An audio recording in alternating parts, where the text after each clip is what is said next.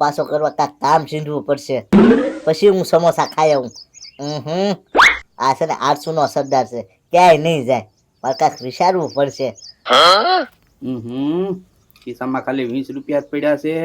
20 રૂપિયાનો ખાલી સૈણાનો લોટ જ આવશે. જો 20 રૂપિયાના ભજીયા બનાવીશ ને તો મારા હાથમાં એકે ભજીયું નહીં આવતે, બધાય ખાઈ જાય બે મોટે. એમ એ કરવું પડશે. હું ગમે એમ કરીશ, ગોકળીઓ હારી તો આવશે તેવો સમોસા ખાવા.